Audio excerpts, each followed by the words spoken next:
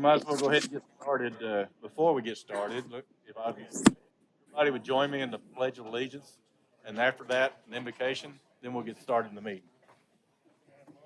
I pledge allegiance to the flag of the United States of America and to the republic for which it stands, one nation, under God, indivisible, with liberty and justice for all. Let us pray. Heavenly Father, we're just thankful for all the blessings you've given this city, and our citizens of this whole country. We pray for the Ukrainian people. We pray for the military, both sides over there, that them and their families will have good outcomes instead of the war. We pray for all our military people. Pray that they don't have to go over and be a part of that. We ask you please guide this commission to make the best decisions for this city. In Christ's name, amen.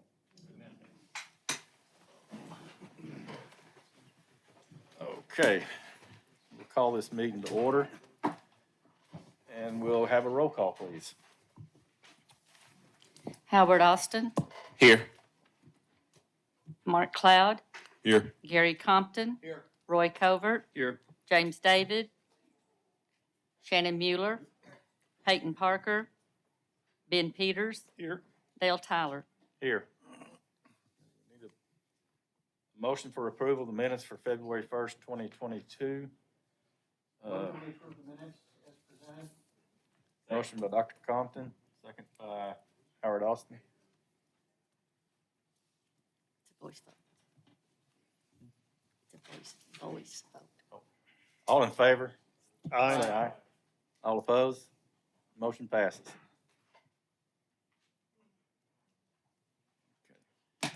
And there are a few items on the agenda that have been tabled. We need to go over those on the second page of our agenda. R22-05, Oscar De La Garza, presented by Swope Engineering, has been tabled. Next is R2207, Hawksview Subdivision, has been tabled. The PP 2203, W2205, W2206, that will not be heard tonight. On the third page is Taylor and Miranda Drake, CC 2201, West Gibbs Road, and CC 2202, Jose and Maria Ballesteros, is tabled and will not be heard tonight. We also have on the fourth page is L22-12, Brighthaven Learning Center, B22-20, B22-21, W22-20-04 is tabled and will not be heard tonight. As that, we can get started. We'll start out with R2202, Harold Looney's Treat, Revocable Family Trust, presented by Frosty Treat and Dave Lehman. If y'all would go to the mic and tell us what your plans are, please.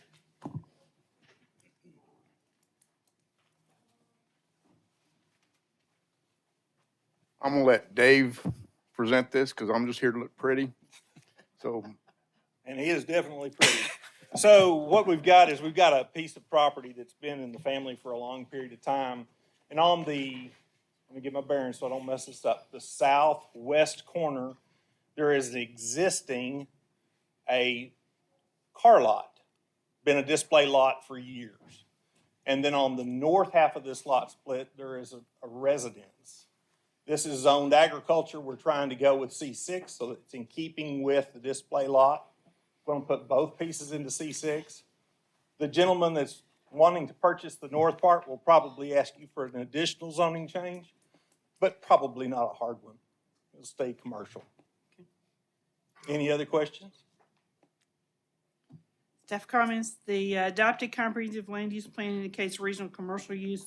The rezoning request is in keeping with the following goals and policies of the comprehensive land use plan is recommended for approval. Improve the city's economic base and tax structure through the promotion of healthy, stable commercial concentrations, assure adequate land allocation for commercial areas of sufficient size and in proper locations, encourage the development of a wide range of commercial development for the residents and tourists to include neighborhood, community, and regional centers, and encourage the development of regional commercial areas that accommodate a variety of wholesale, retail service, and office uses where the highest traffic volumes and greatest utility demands can be served, and more extensive outdoor display of material will be expected and permitted. Anybody from the audience would like to speak on this property? To the commission? Be a call for the vote. Call for the vote. Call for vote by Mr. Covert. Austin, Yes. Cloud, Yes. Compton, Yes. Covert, Yes. Mueller, Peters, Yes. Tyler. Yes. So I got motion passes 7-0. Staff will prepare the ordinance. The council has changed the next council meeting date or at the end of the month because it would have hit during spring break, and so the council meeting will be on March the 29th. Staff will prepare the ordinance and it goes to that council meeting. Thank you very much. Thank you. Next will be Landmark Custom Homes, R2203. Cottages at the Park, Phase 3 revised. We also have PP 2117. 2201, this is presented by ESI. Thank you, Mr. Chairman. Jason Apple with ESI. I think back in November, we modified this Phase 3 portion of the PUD, reduced the lot widths. We're coming back with another revision to shrink the lot depths from 137 to 130 feet. When we went through the preliminary plat process, we met with engineering, and with the improvements to county line that needs to happen to match up with Shaw Park, we've given additional right-of-way and worked with the city to give additional right-of-way and then modify the lots to fit so that we could get that full section of county line like Shaw Park is built. So we are requesting a waiver of those improvements and in lieu of the additional right-of-way that we're dedicating. So I'll answer any other questions. Staff comments? As Jason said, this original PUD was approved in 2016 with 3 phases, and this phase was to be a different kind of housing. And they came back last December, I think November or December, and asked for it to be changed to be similar to what the first 2 phases were. But as he said, because we need to make the street align, it is shifting everything to the north a little bit, so it's resulting in those lots to being reduced from 137 to 130 feet. That's the proposed amendment to the PUD itself. All of the other conditions that existed are the same and will not be changed. And so it's just that one. Staff recommends approval of this revision to the PUD. Anybody from the audience would like to speak on this? Please state your name and address, please. Greg Taylor, 2991 Willow Bend Circle, Springdale. I am the realtor on this project for Landmark Custom Homes, and I don't know if y'all have been out and seen this subdivision, but it's absolutely been phenomenal. It's exceeded all of our expectations. So I would like to say thank you to the city of Springdale, the planning commissioners that were here when it was voted on, and for supporting us on this project, and also the building department and everyone that's involved from the city, from inspections to engineering to everything. It's been great. The builder has really appreciated that. We have sold 60 homes in the last 5 months in this subdivision. And so we just felt like we could continue with what we were doing. And we've really actually had to quit pre-selling homes just because we can't keep up with the demand. But the homes that we're currently building, anywhere from 1,900 to 2,500, 2,800 square feet, we feel like is where we need to be. And with the continuing cost to build homes and the reception that we've had with the lawn maintenance all being taken care of by the POA and the smaller lots, we weren't 100% for sure how that would go, so we did have this phase to be larger lots. But it's been overwhelmingly supported by all the people that are purchasing homes out there, whether they're newlyweds or in their 80s. I'm not even sure the younger people even know where to go buy a lawnmower or even how to start one, so they sure don't want to do yard work, it doesn't seem like. But anyway, we just asked you, would like to change this and support this, and I do appreciate all y'all's support throughout this project. We really appreciate it. Thank you. So there's 3 actions that need to be taken on this. We need to approve the amendment to the PUD. We need to have a motion to approve the preliminary plat. And I don't believe we have any comments on the preliminary plat that need to be addressed. And then we need to recommend to council the approval of the waiver of the street improvements to County Line Road. So we need to do 3 different actions on this one. The first one is a call for the vote on the rezoning. Call to vote, Ms. Mueller. Cloud, Yes. Compton, Yes. Covert, Yes. Mueller, Peters, Yes. Tyler, Yes. Austin. Is that 7? Passed Staff will 7-0. prepare the ordinance and it goes to council on the 29th. Okay? Motion to approve preliminary plat as stated. Motion by Mr. Culver. Second by Ms. Mueller. Compton, Yes. Covert, Yes. Mueller, Peters, Yes. Tyler, Yes. Austin, Yes. Cloud. Yes. Yes. I'm sorry. That's not my name, is it? No, but you can answer for each one too. It passes 7-0, not 8-0. Okay, we go to W 2201, waiver street improvements. Need a motion? And this would be to recommend approval to the city council because they make the final decision. Motion to approve waiver to city council. Motion by Mr. Colbert. Second by Mueller. Covert, Yes. Mueller, Peters, Yes. Tyler, Yes. Austin, Yes. Cloud, Yes. Compton. Yes. Staff will do the resolution on that one and go to council at the same time. Thank you. 7-0. Next is L 2206, Work Lane Commercial Park. 1801 East Robinson Avenue, presented by ESI. Also B 22-27 and B 22-28. Thank you again. Jason Apple with ESI. So we were, based on the comments from feedback from the Planning Commission last meeting, we revised the site plan, revised the building elevations. And I think the variances, we're going to remove both those variances. I mean, one of them was, we couldn't ask for, was the paving requirements variance, so that'll either be paved or no storage in the back. And then the other commercial design center variance was a material variance, which we've got the elevations updated to more than 50%. Suitable material. Of a suitable material. So I'll answer any other questions. Staff comments? And I just want to say, this is one of those times where we worked with the engineer and the developer to address the comments that we had. Remember, there was a change in the ordinance, that if a variance is denied, it cannot be, the same variance cannot be asked for within a year unless you determine that there's enough changes. And after we talked about it today, they can't ask for that variance because they didn't appeal it in time. And so, but they made changes to the building itself. And I don't think, Rick, do we have any other comments left over? Okay, we got one comment left over.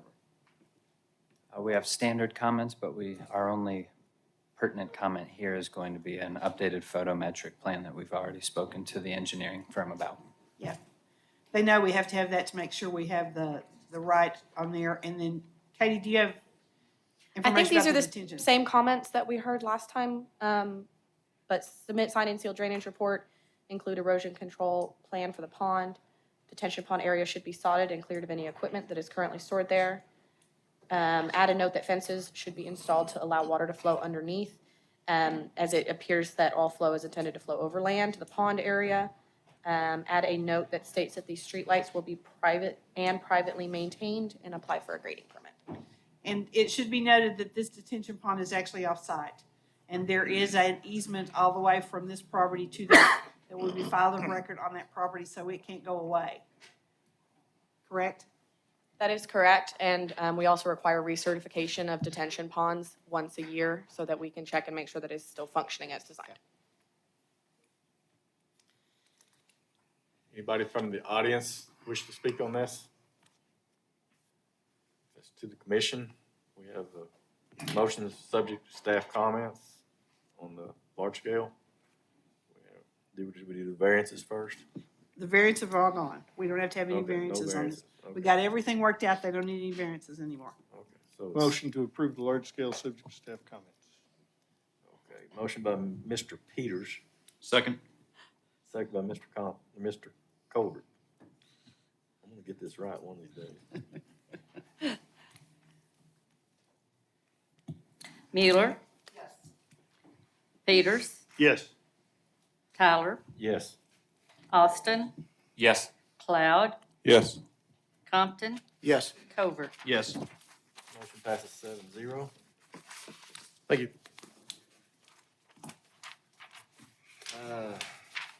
Next will be R 22-04.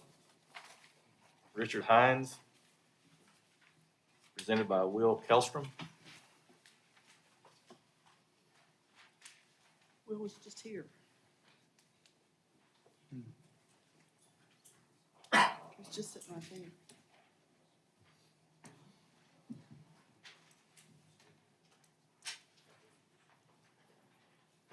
There he is. My apologies for that. Is it my turn to speak on this? Yes, it's your Okay. turn to speak. So my name is Will Kelstrom and I represent the applicant on this item. So we've requested an RMF 24 zoning at 1550 Jean George Boulevard. So this is located in the ballpark district. The ballpark district, it encourages a sort of live, work, play atmosphere. You can already see down there, there's sort of a medical industry booming down there. Lots of industry, but there's not too many places to live. There's a couple new apartment developments. So you've got people working down there, they're gonna need somewhere to live. If you want people to go to the ballpark, you're gonna need some people living nearby. So what we're wanting to build is, and of course, that's not really what we're talking about tonight. We're talking about compatibility with the surrounding areas.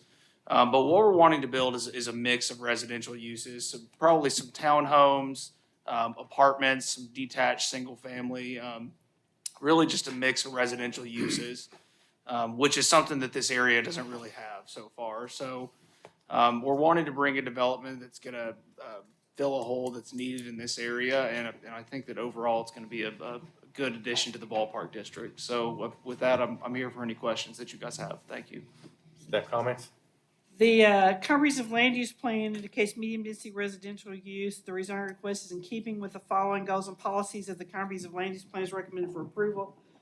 Protect the positive aspects of neighborhood character throughout the city. Appropriate locations for single-family and multifamily residential development should be provided based on accessibility, site suitability, utility availability, neighborhood compatibility, and environmental factors. Encourage the development of a variety of housing types appropriate to the size and income of all households living and working in Springdale.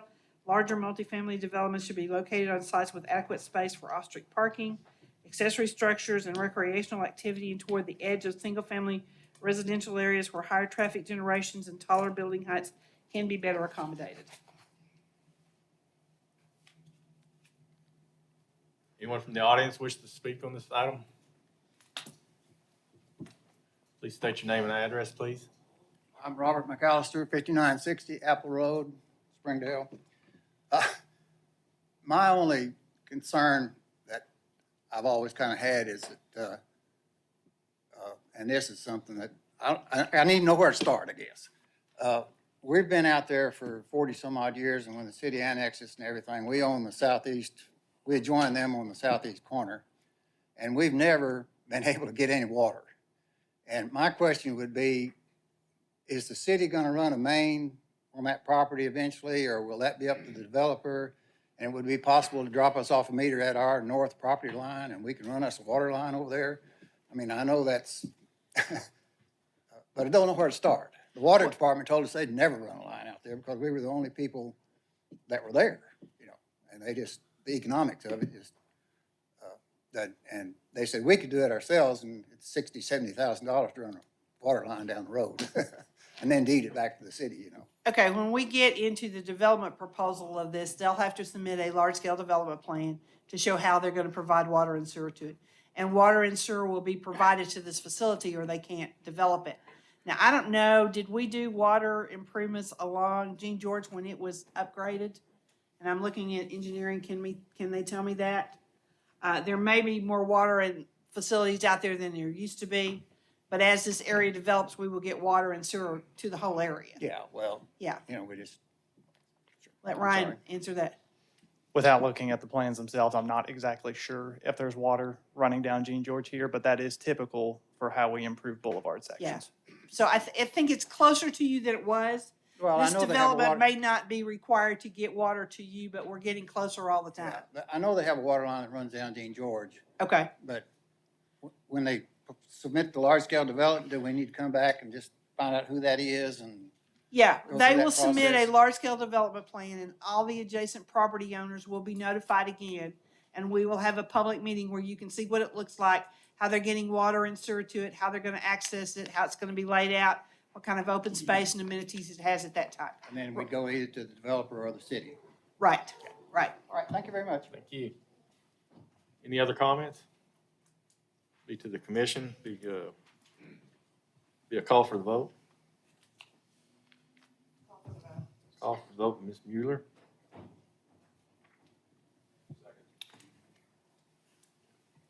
Peters, Yes. Tyler, Yes. Austin. Austin? Here. Cloud, Yes. Compton. Yes. Covert, Yes. Mueller. Passes 7-0. Staff will prepare the ordinance that goes to council on the 29th. Okay? Next, we have R 22-06, Isaac and Griselda Rodan, presented by Isaac Rodan.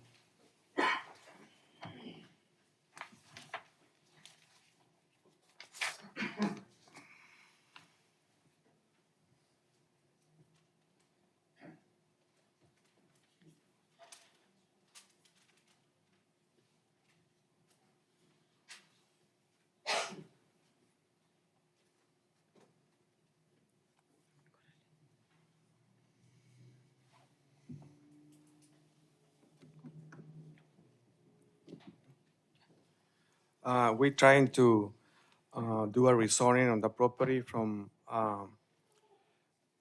SF1 to C2 commercial. So we have a business, roofing construction business. So we want to run the business from this property. So from residential to commercial, the address is 1015 East Apple Blossom Avenue, Springdale. So that's our request. Okay, currently you're asking to rezone the entire tract, which you realize makes your house a non-conforming use. If it's ever empty for more than 6 months, you can't open it back up as a residence. Okay. Okay, we discussed that already, so you know. Okay. Correct. Yes. This is an area that was in Bethel Heights, and it was brought into the city of Springdale with the consolidation. What we did was just take the existing zoning that existed in Bethel Heights and just transfer it over, so that's how it got to be SF1. I don't know when it was rezoned to SF1 in Bethel Heights, but that's how it came to us. So our land use plan doesn't cover it. The zoning request is in keeping with the following goals and policies of the comprehensive land use plan is recommended for approval. Approve the city's economic base and tax structure through the promotion of healthy, stable commercial concentrations. Assure adequate land allocations for commercial areas of sufficient size and in proper locations. encourage the development of a wide range of commercial development for the residents and tourists to include neighborhood, community, and regional centers, and encourage the development of light to medium intensity commercial development along arterial streets that provide adequate setbacks and buffering to adjacent residential neighborhoods. And this is located on the corner of 265 and Apple Blossom, which 265 is an arterial, Apple Blossom is a collector street. So that's the portion of it. Okay? They will have to bring back a large scale. or Yeah. If they, To convert, to put a commercial business there, they'll have to submit a large-scale development plan. We'll see how it's laid out, how it's buffered, what kind of screening there is to adjacent properties, all that kind of stuff before they can open a business at that location. anybody from the audience would like to comment? Please state your name and address.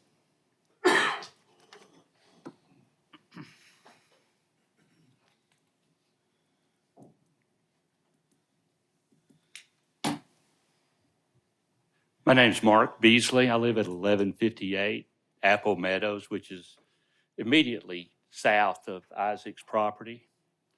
You know, I think I'm probably one meeting too early, or maybe several meetings too early.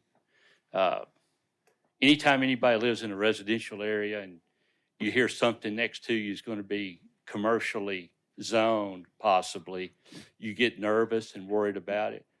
But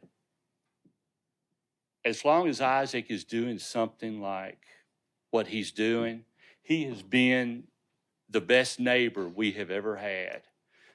I could give you stories of stuff he's done for neighbors around us. He's been a really good guy, and I don't have any problem with him doing what he's going to do there. I think if he gets rich and makes a lot of money there and moves on to somewhere else and sells that piece of property and somebody wants to build something different, I'll probably be back.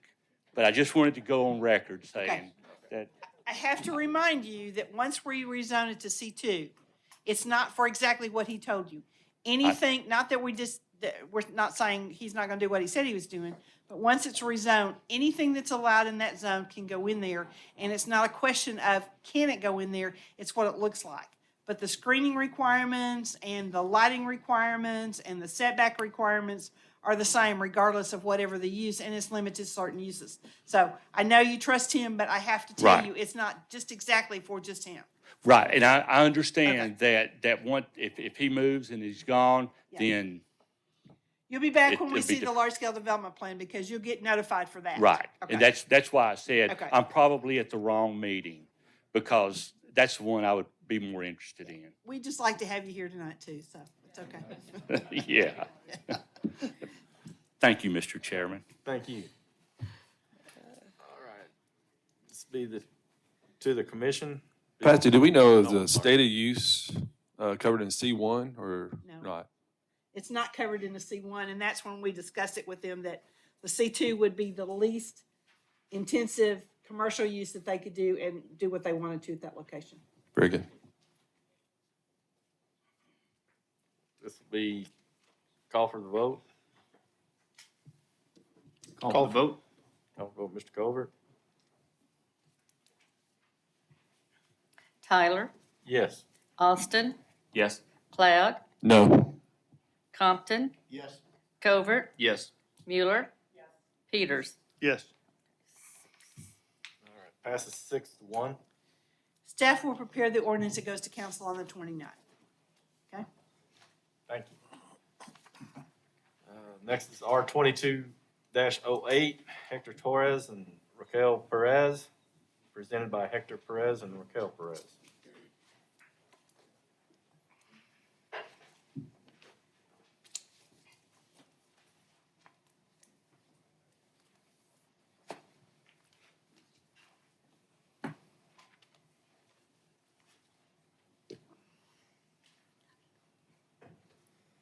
My name is Sandy Gonzalez, and these are my parents, Hector Torres and Raquel Perez. They own the location currently at 1400 Young Street. This location is zoned at a C2, which is limited to the type of business we would like to provide. We are asking to change from a C2 to a C5. once we do so, we are able to provide a place for the community to gather, celebrate, and just have different events, just as another option. Staff comment? The adopted comprehensive land use plan indicates commercial use. The rezoning request is not in keeping with the comprehensive land use plan and is not recommended for approval. The current zoning is in keeping with the adopted plan. The reason being is entertainment facilities and stuff that are allowed as a C5 are not usually compatible when they're adjacent to a residential area that is not on a major collector street or an arterial street. And this Young Street is the local street that this fronts on. And also, this site is very limited, doesn't have a lot of parking if you were going to have entertainment facilities there. And Danny may have something from the police department he wants to comment about this one too. Yes, ma'am. Okay?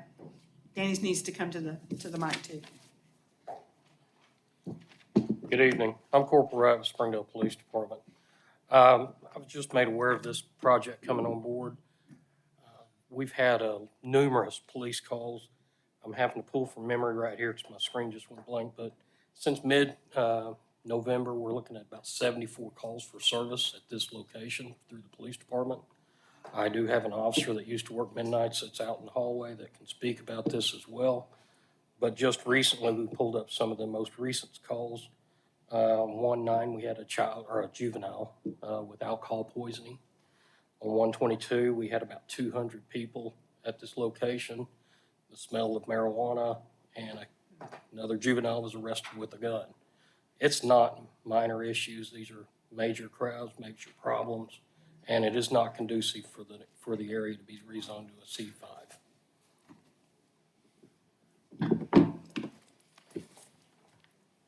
Any other comments from the audience?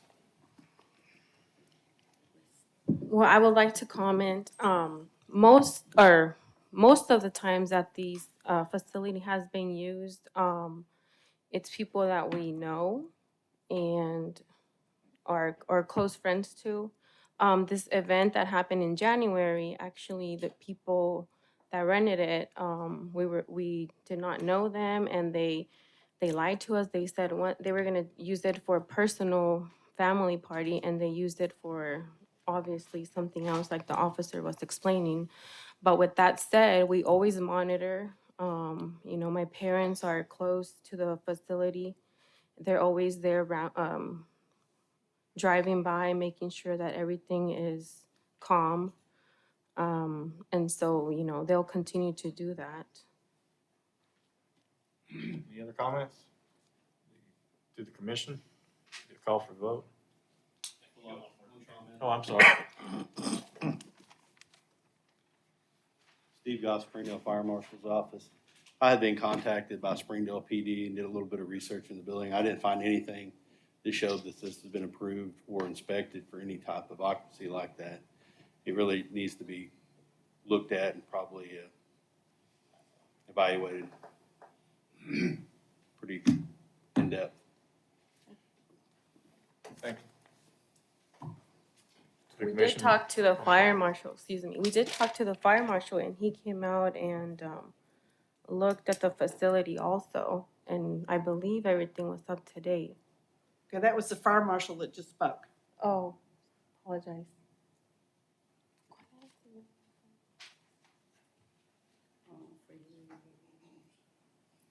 Any other comments? This is to the commission for call for vote. Call for the vote? Vote, Dr. Compton? Austin, No. Cloud, No. Compton, No. Covert, No. Mueller. Peters, No. Tyler. No. Motion fails. The rezoning request is denied. You have the right to appeal that decision to the city council.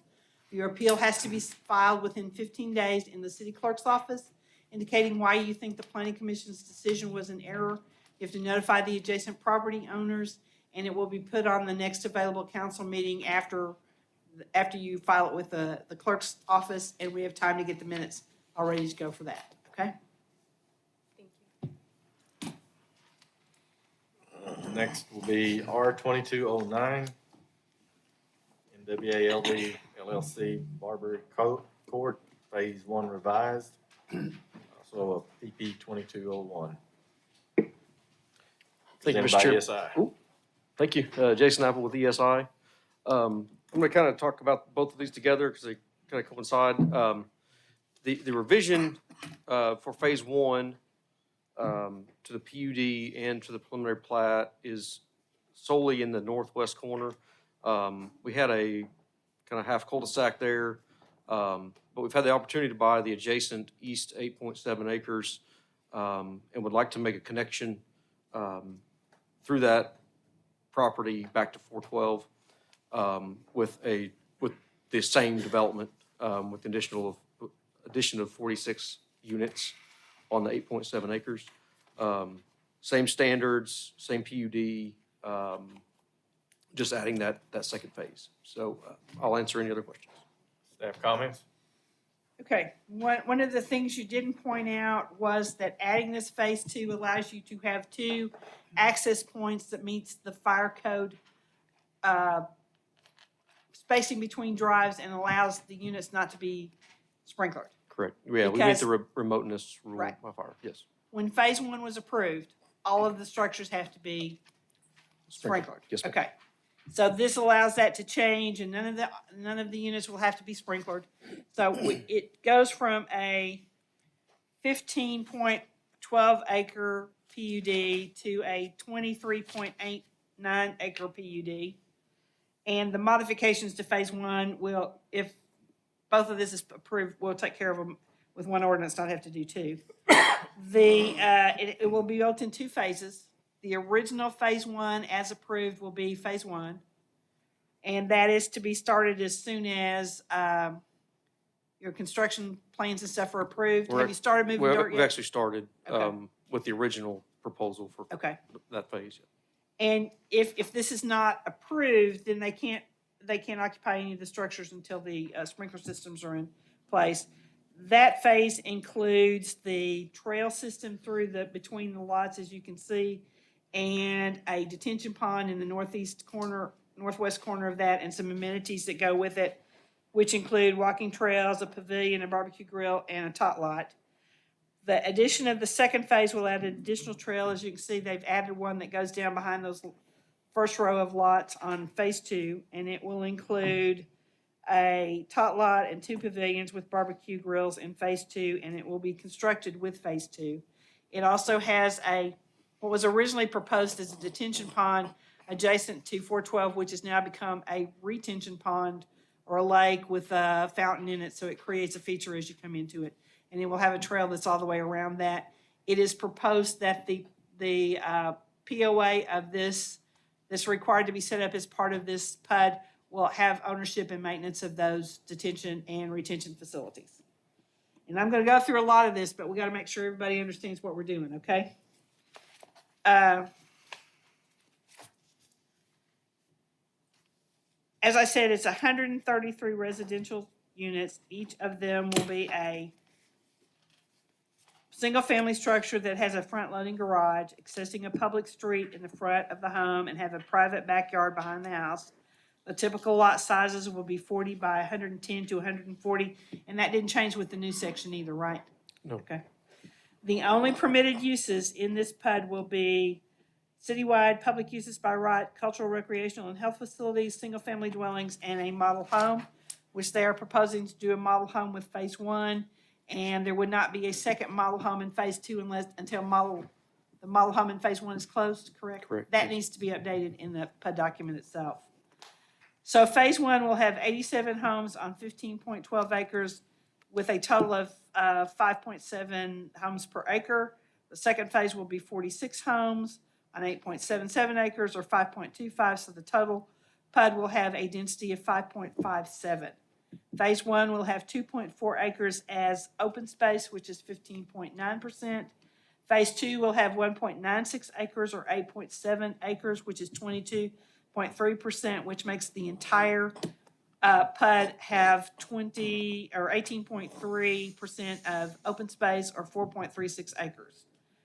The setbacks that are proposed and as part of this PUD will be a 25-foot front, except on those in phase one only could have some 30-foot fronts. The interior size will be 5, the exterior size will be 10, and the rear will have a 20-foot setback. 6-foot privacy fence will be required along the rear property lines of lots 29 through 66, and that's the ones that back up to the trail system that's in the middle. And I'm assuming, Jason, then the lots 1 through 18 and 21 in phase one will also have fences, and the lots 1 through 19 in phase two would have fences as well. So Yes, that's, and the trail that goes through there is lighted on both trails Yes. with bollards, okay? As I said, the phase one amenities were the tot lot and the smaller green space with pavilions and barbecue grills. They will have a soccer field and walking trails with bollard style lighting. And the second phase will have grills, seating, and covered patios. We'll have the same walking trail and a bollard style lighting that goes with that. And your development plan needs to include that for phase two as well. The home builder will install 1 tree per lot during construction. Installation of the tree is a requirement prior to issuance of the certificate of occupancy. The developer will install the trees and landscaping in common areas as shown on the landscape plan, and the builder or developer will provide a standard 1-year warranty for each tree, and the species of trees that are allowed is identified in the PUD document itself. The primary street along the front of the houses will be a 46-foot wide right-of-way and will be 25 feet wide measured from back of curb to back of curb, and a drive lane, and 29 feet wide where parking is allowed on the side of the street, and it is marked on which side of the street will have parking and which side won't. Now, I think the building inspection has a department or a comment that in locations where there's a fire hydrant, it needs to be widened out to 26 feet. If that's not in front of a parking space, or it needs to address that, because we need to get this in here one way or the other.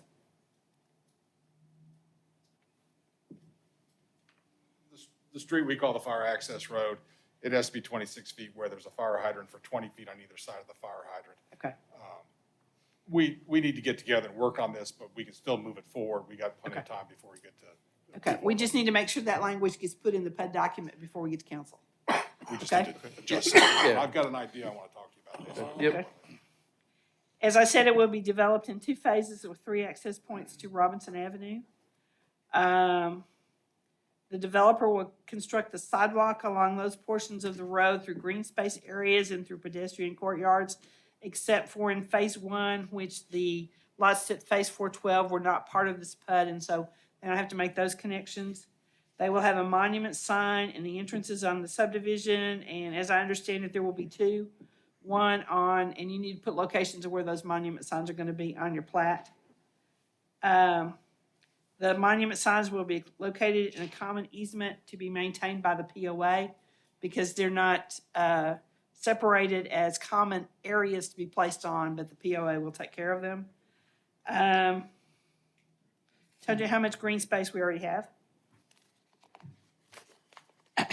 It also has a set of covenants that goes with it, which the city is a party to the covenants, which establishes a property owners association with membership rights and voting. Each lot will have 1 vote in that membership, and the developer will maintain 4 votes for each lot until 99% of the lots are sold. Do you want to divide that up? That's the total amount. So the developer will take care of it until 99% of both phases, or do you want to split it up? Because that's not in here.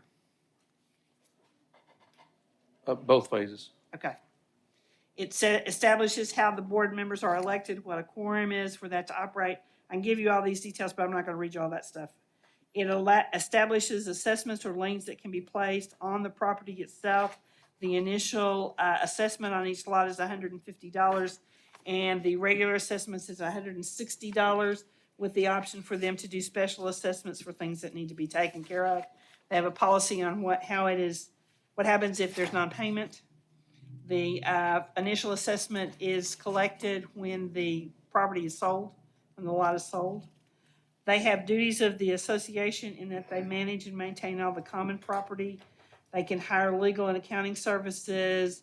They have established they can hire a manager or they can contract it out. All of those are listed in the covenants as well.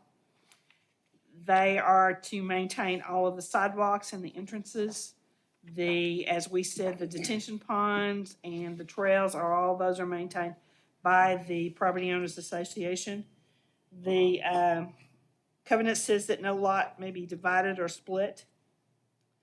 Can't come back in and replat any of those, have to stay just like they are. There ought to be single-family residential dwellings, one permitted on each lot. They submitted sample types of structures that will be built on there, and they also set the materials that they can be made, that can be used on the structures themselves, and I think I just passed over that over here. Hardy board and, hold on a second, I gotta find it.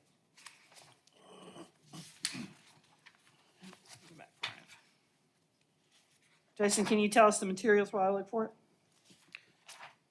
It's 100% masonry on up to the second floor plate.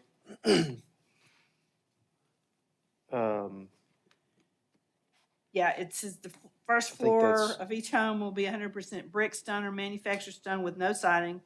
The primary building materials will include brick, stone, and manufactured wood and concrete siding. There's no vinyl that's submitted for any of these structures. They have an architectural review committee that will review any accessory buildings that are to be added to the lot, and they have to be built with similar material. Any additions to the existing structures has to be approved by the architectural review committee as well. All surface drainage is set up to go into the public street or the established easements for drainage. The garages are to be designed to accommodate a minimum of 2 automobiles. No carports are allowed on the side, rear, or front yard of any lots. Each garage shall be fully enclosed and contain a full-length overhead-style door.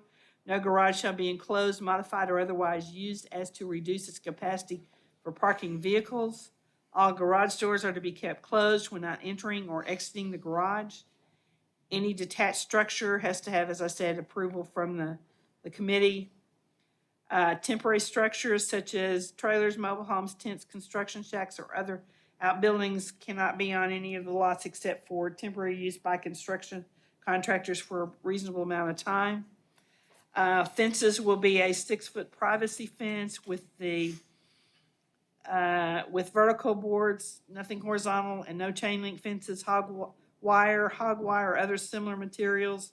And the design has to be so that the flat surface is to the adjacent property. The mailboxes will be approved by the United States Parcels Service and probably will be in a collection location rather than on each individual lot. There are no signs allowed in the subdivision except for professional signs for sale, rent, resale of property. In no event shall any sign stand more than 7 feet above ground level, nor be more than 5 square feet in size. Can't park vehicles in the front yards. They have to be parked on paved areas. No inoperative vehicles for any nature will be permitted to remain on a lot or lots for a period in excess of 1 day. The intention of the declarant that except on special occasions such as holidays or events at an owner's residence, that all parking shall be in driveways and not on street or any yard. No vehicles shall be parked on the street for more than 2 consecutive days and shall not be parked overnight on the street. They're requiring that the grass be mowed to a height not more than 6 inches, and the POA has the authority to go in and have that mowed if it is in excess of that with a 15-day written notice, and a lien can be placed on the property.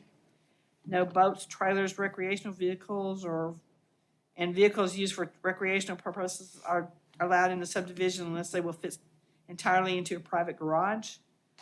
Can't store construction material on site except for during construction of the structures themselves. And by state ordinance, they have to participate in the standard solid waste management pickup. The model home, as we said, one in phase one will be closed before a second one is opened in phase two, and you need to make that change to this one as well. Can't be any nuisances of noise or anything like that on any of the properties. It has the fines that are assessed for reasonable charges and the procedure, how it can be amended in the future, which the city has to approve to, because once the PUD is approved, no changes can be made to the covenants or the development plan unless the city approves them as well.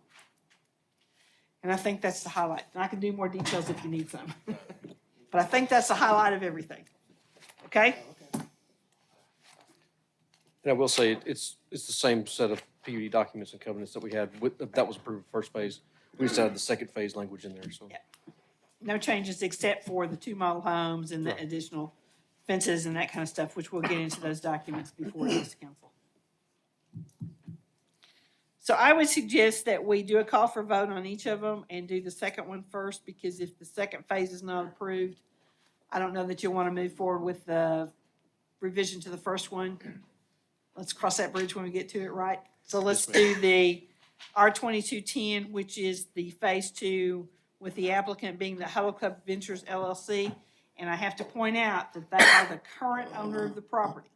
If the property is rezoned and the council approves it, even if they don't go through with the sale, these same conditions restrict that to it, and they know that we're moving forward with that. Yes, ma'am. Right? Okay. Yes. Any comments from the audience? I have one. We have property on Butterfield Coach that backs up to, I think that's phase two. Could you state your name and 1768 address, Butterfield please? Coach. I'm Lorenda Atchison. Lorenda Atchison. Okay. And we own 1768 Butterfield Coach, my brother and I. So what I'd like to know is how far is phase two backing up to our property and what type of fence? Maybe we're ahead on the meetings. Okay. I don't know. Do you want to answer that, Jason? I mean, It goes to the property line that exists there today. They're not changing any of that. like our fence or, I Yeah. mean, we've got a fence up there such as it is. So Right. are you replacing that with? We won't replace it, but we'll have to put a new fence on it. Because of the drainage that showed on that side, there will not be able to be fences on the east side of this because of a drainage easement. So I don't know how that will be taken care of. That's something that was a comment on the plat. So that's on our side. Is that on our side then that Well, backs up to us? They the will not be drainage? putting fences on their property on that side. If you have a fence on your property, you would be required to maintain the fence that you already have there. They're not putting another one. Okay. Well, she said it's because of the drainage, right? Right. Which it can, that kind of concerns me as much as going back in there because of the drainage. I mean, I'm just stating. Yeah, you're here to address your comments. That's what we're here for. Okay, I'm Larry Sherry, and that's You my gotta sister. speak. And we're joint owners on that property. Originally, the land was planned on another subdivision that was going to be put in there, and I was told there was going to be a fence put along there. When Jackie Perry had her plan that she was going to put in place. And that project got approved and it fell through, and now we're at it with a different buyer looking at it differently. And they're not proposing to fence along that area. Jason, is that correct? We'll just have to work around the drainage easement with the fence scenario. And I'll double check Katie's comments on if we can or cannot have the fence. If it can't be a drainage easement, then we can't put the fence there. Okay, and Katie, you're saying it has to have a drainage easement on that side? Along here, I guess it's. Well, and I mean, I guess there could be a fence along the entire east side, but there wouldn't be able to be fences in between that go perpendicular to the flow, if that makes sense. The fences cannot impede any of the flow within the drainage Okay, easement. so the fences could be at the edge of that easement along there that would create a fence but then you have a space behind it that has to be taken care of. Yeah, as long as there's no, She's talking about a cross fence on each lot Right. and not along the whole north-south road. Can't have any cross fences, but you can put a fence along north to south through there. that's what it looks like as long as it doesn't impede the flow. Okay.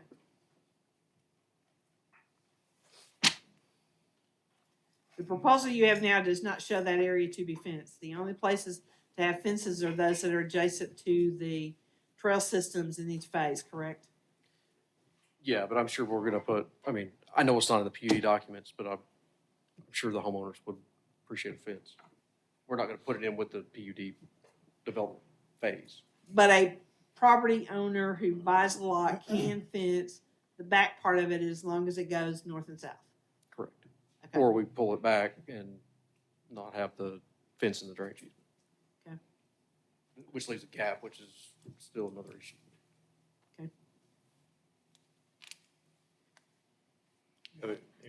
I just have concern over not having a fence for people, kids walking through, cutting through our property there. We've still got 3 acres.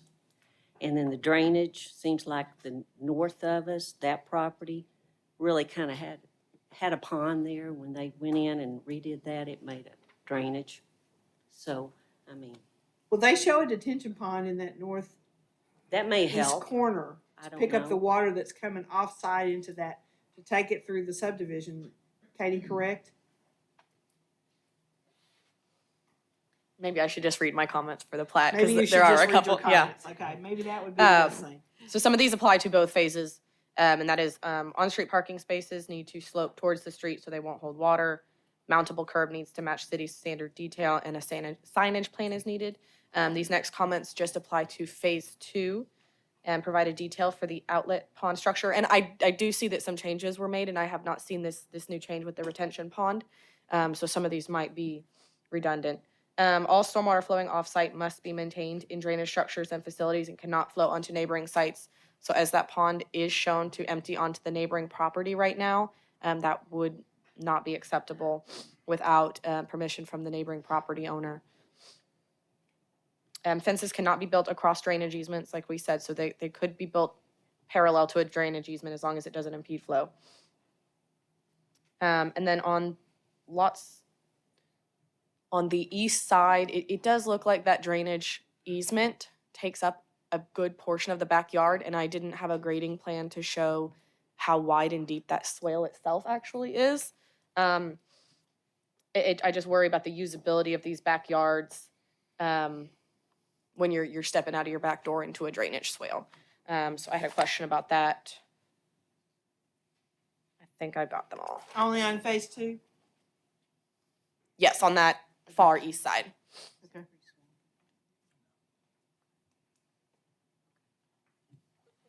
Sorry. That's okay. I mean, this property drains from west to the east, and the majority of the houses on that east side will be pitched north or east and west. So, I mean, you're talking about the water from center of the lots on the east side that would drain that direction. I mean, we're taking a bunch of that water off of that area, and it'll go underground in a drain system to the detention pond. So, I mean, I think if there's a swale back there, it's gonna be minimum, just to carry that portion of water, which is, you know, maybe an acre at best. Does that answer your concerns, Katie?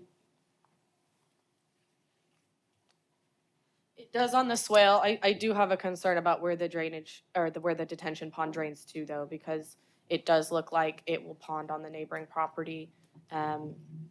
And we need some kind of either permission from that property owner, or we need to take it out to the right of way at Butterfield Coach, in my opinion. You're saying permission in that it's a flowage easement on that piece of property? Okay. And that property is owned by, it says Barrows and Thompson? That's the piece of property that you're talking about that either needs a flowage easement or has to be taken all the way to the street. And we won't move the plans forward until we know which one of those are in place. Okay. The construction documents, that's not the plat, but the construction plan. Right. You won't be able to start moving dirt until that has been addressed and we know how that's gonna be taken care of. My only comment to that is that water goes in that location currently, and we're providing a level spreader with, you know, trying to take it back to as natural condition as we can in that location. But we'll work with Katie and see if we can't come to a resolution. Your grading plan and your drainage calculations need to support what you want to do so that Katie can accept it. Okay? So there will be a fence north and south. They are saying that the individual property owners can install a fence as long as it's not on the easement itself. They're not proposing to do one with the subdivision. Jason, is that correct? I'd like to see something to protect our property from the subdivision, is what I'm saying. Well, you always have the right to put your fence on your property to keep anybody. We've got a from fence back through. there. Okay, they're not But taking they're it gonna down. come right over it. None of that's People gonna go walking, away. and we're gonna be picking up trash like we do all the time out there. I mean, that's my only concern. I'd like to see something possibly put in there. And that's what I thought when Jackie was doing had her deal zoned, and I think had told you there would be a fence between us. Yeah, I mean, That was my the difference was understanding. they were doing more of a multifamily development and they're required to screen from that type of use. But with all that said, we can put a fence on the Sherry's property on that east line, if that satisfies. We still use the property, you know. So you're going to add to your PUD document that there will be a We'll work, fence we're not trying to be, but we'll. at least across those properties? Is that what you're saying, Jason? Yes, ma'am. Okay, you need to add that to your PUD document and onto the drawing itself or no. So you're only going to fence their properties, not all the rest of it. So it's the one there's the one just south of where it says Burroughs and Thompson. The next two tracks are theirs. The next one is a different property owner and you won't be fencing that one either?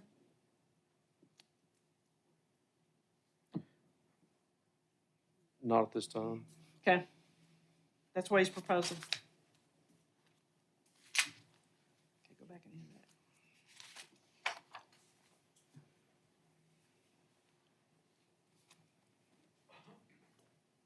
Thank you. Any other comments? Be the commission, I guess we're gonna do R22-10 first. It'd be a call for the vote to the commission. Call for the vote. Call for the vote, Mr. Covert. 2210. Cloud, Yes. Compton, Yes. Covert, Yes. Mueller, Peters, Yes. Tyler, Yes. Austin. Yes. Motion passes. The vote passes 7-0. I guess we do the PP 22-02. Right. The motion subject to staff comments. Are there any other staff comments that we didn't address with all this other stuff? Only standard comments. Okay, only our standard comments, did you know what those are? Okay. Yes, ma'am. This is a motion subject to staff comments. I need to ask one question. I think I heard that it's brick up to the sill line. Is that right? Yes, sir. Okay, so some of Or the. some sort of masonry, yeah. Okay, some There of could be rock or, the, yeah. some of the drawings don't show that. They show Yeah. wainscoting. If you could flip back there, I think, so on this one, so there's like a Kingston and a Kingston, those B and C. So I think some of those, like the top ones need to go away. And then the same plan, Okay, I just want Right. to make sure I was clear on that. yeah, so I think that was just a miscue there. But I mean, all the other pictures, the renderings have it up to that floor plate. But yes, sir, that's the intent. Good, And the document itself says it's 100% on the, up to the second floor. okay. Okay?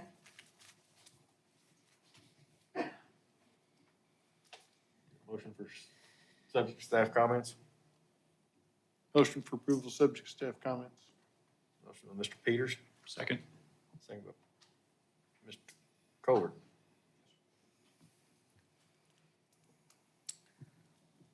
Compton, Yes. Covert, Yes. Mueller, Peters, Yes. Tyler, Yes. Austin, Cloud. Yes. Motion passes 7-0.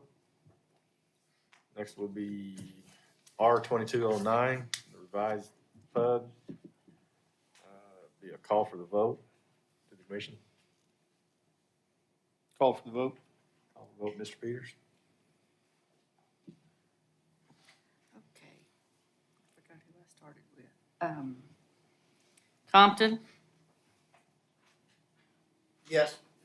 Covert, Yes. Mueller, Peters, Yes. Tyler, Yes.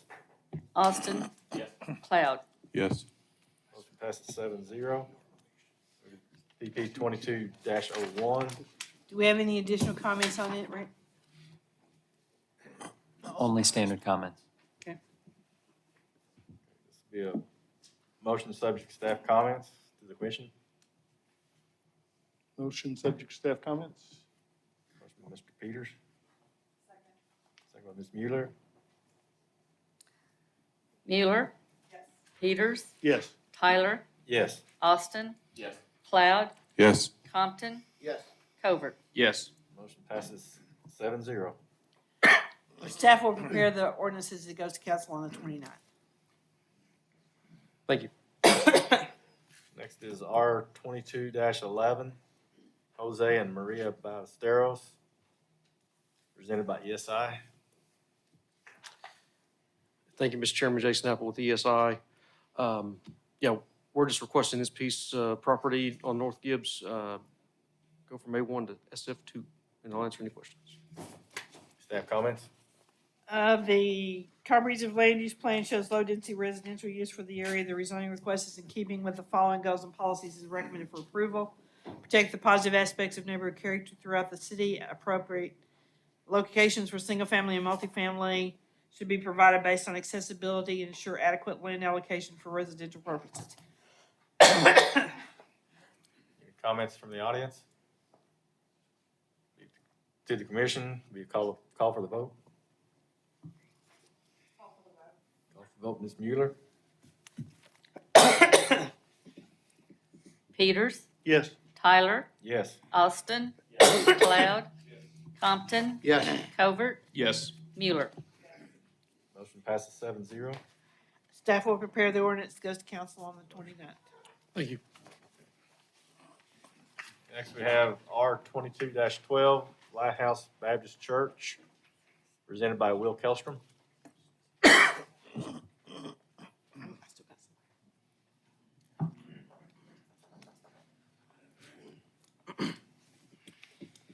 Hi, my name is Will Kelstrom. I represent the applicant on this item. We're just looking for a P1 zoning so we can build a church out here. And I'm here if you guys have any questions. Thank you.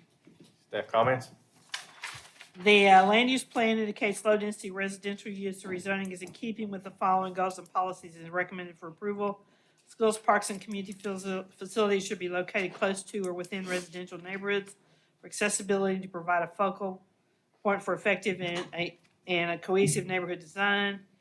Uses that commonly have moderate to large-scale assemblies of people such as churches, funeral homes, membership organizations should have located on adequate sized lots with sufficient space to accommodate the off-street parking. Such uses should be located so as to minimize any adverse or undue significant burden on adjacent or adjoining land uses as well as that portion of the street system.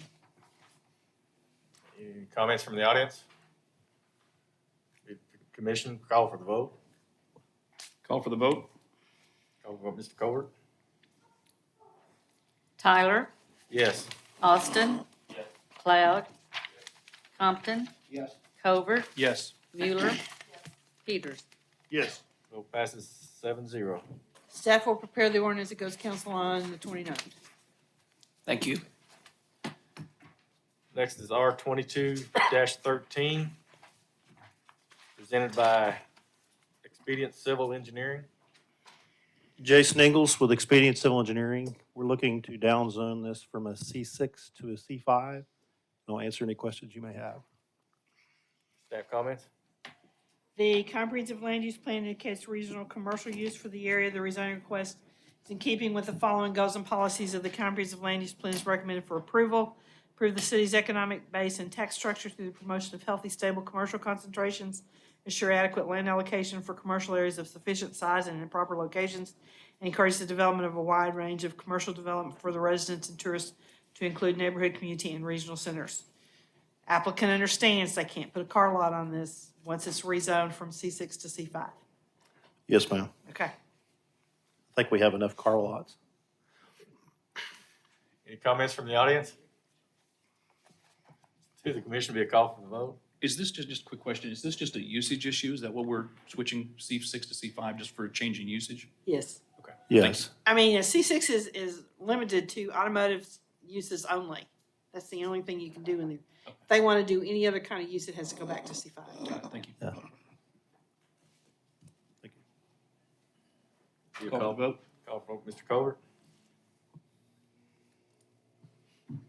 Austin, Yes. Cloud, Compton, Yes. Covert, Yes. Mueller, Peters, Yes. Tyler. Yes. Staff Motion will passes. prepare the ordinance. It goes to council on the 29th. Thank you. Okay, next be Barbary Court, PP 22-01.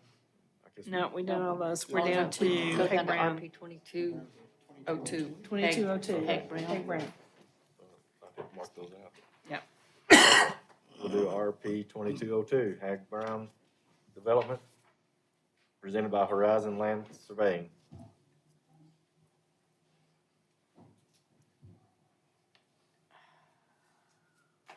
Do we have anybody online? I'm Danny Burns with Horizon Land Surveying, here representing the client. If you got any questions, I'll be here to answer them. Okay. Comments?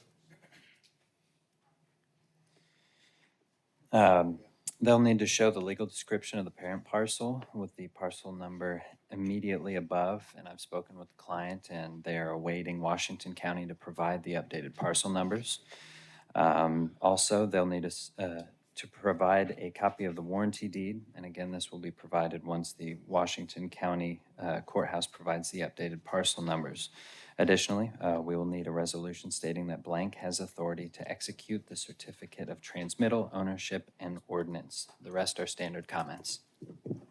Any comments from the audience? To the commission? This is a This motion. is a motion? Yeah, subject to staff comments. Motion for approval, subject to staff comments? Motion by Mr. Peters. Second by Ms. Mueller. Cloud, Yes. Compton, Yes. Covert, Yes. Mueller, Peters, Yes. Tyler, Yes. Austin. Motion passes 7-0. If you want this replat to go to council on the council meeting on the 29th, the ordinance and the corrections to the plat need to be at our office by the 23rd. All right, thank you, ma'am. Large-scale developments. Be 2209, L 2209, Chad Reed Storage. Also B 2217.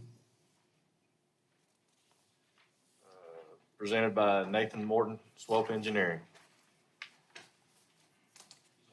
Nathan's online.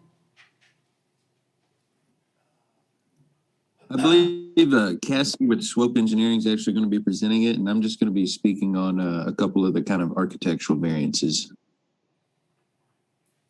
Okay. Staff comments? Address on the cover page of the plan set needs to reflect the correct address of 570 West County Line Road. In terms of commercial design standards comments, all sides of a principal building that directly face an abutting public right-of-way shall feature at least one customer entrance unless the principal building directly faces more than two abutting rights-of-way, then only two entrances are required, one along the primary street and one along secondary street. A variance has been requested. Internal pedestrian walkways shall connect focal points of pedestrian activity and shall feature landscaped areas along no less than 50% of their length. A variance has been requested. Internal pedestrian walkways must be distinguishable from driving surfaces through the use of low-maintenance surface materials such as pavers, bricks, or scored concrete. A variance has been requested. Weather protection features such as awnings or arcades are required within 30 feet of all customer entrances, shall be constructed parallel to the facade of the building, and cannot extend into the parking area or drive aisle. A variance has been requested.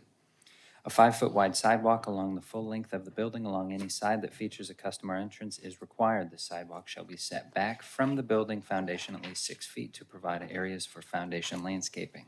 A variance has been requested. Foundation landscaping is required. A variance has been requested. Provide at least 2 of the items listed under central feature and community spaces in the Springdale Commercial Design Standard. A variance has been requested. Central features and community spaces shall have direct access to the public sidewalk. A variance has been requested.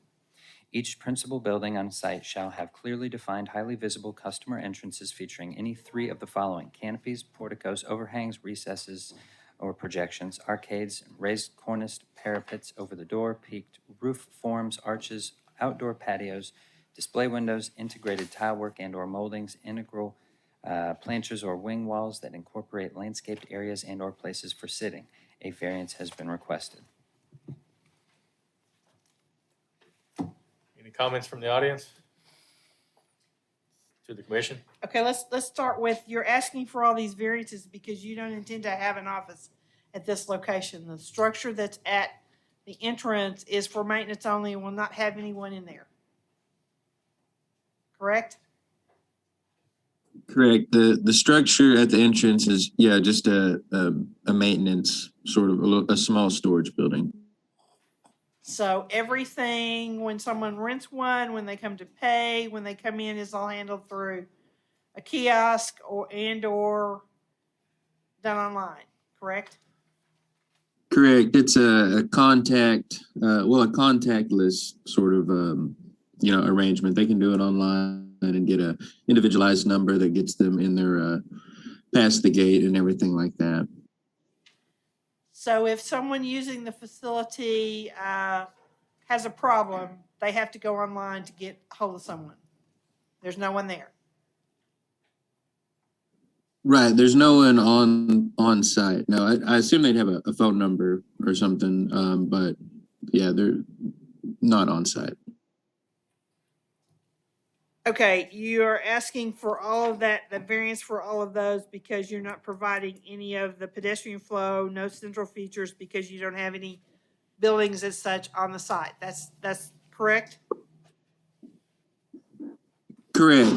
They're all, yeah, they all mostly relate to the idea of a pedestrian access being kind of directly from the street or something, which, we feel is kind of an undue hardship to a storage facility where, security is, kind of a high priority. And the idea of people just being able to come in is not conducive with that. Okay, you're providing no building landscape, no building foundation landscaping, but you are providing the same amount of landscaping that would be required if that was in other locations around the site? Yeah, and I can address that. This is Phil. That's correct. This would be buildings against paving so that, you can get right into the building's doors and roll-up doors, but then, so that doesn't leave any room for landscaping around the building foundation. So it's not an issue of do we want to plant or do we want to do what's required. It's just that it doesn't work around the buildings. So we've proposed that around the pond and around the perimeter. Okay, so that's the C variance that's on here, okay? Can you go to the building elevations and so you can walk us through what you proposed on the buildings? Total percentage. Yeah, I better leave. Sorry. Go ahead. I was just gonna say, I'm gonna leave that to Nathan since he's the architect on this. Yes, the maintenance building that's closest to the road, it's 100% of the high quality materials listed in the commercial design standards. The first main storage building, it's only 90 feet long, so its percentage is a little different, but it's 66% of the high quality facade material, while the rest of them, I believe, are all 64%, the rest of the building. So there's no variance required for any of those? No. Okay, Katie, do you have any comments on this one? No, all they need is a grading permit before they start. Okay, I think that's it. It's to the commission. I guess we'll do the variances first. All together? I'm fine with them all together unless the council has a different, yeah. This will be a call for Or the commission, vote. excuse me. Call for the vote. Call vote, Mr. Covert. Compton, Yes. Covert, Yes. Mueller, Peters, Yes. Tyler, Yes. Austin, Yes. Cloud. Yes. Vote passes 7-0. Go to Motion subject to staff comments for the large scale. motion, yes. Motion subject to last staff comments for large scale. L-2209. Motion subject to staff comments for the large scale. Motion, Mr. Covert. Second by Ms. Mueller. Covert, Yes. Mueller, Peters, Yes. Tyler, Yes. Austin, Yes. Cloud, Yes. Compton. Yes. Motion passes 7-0.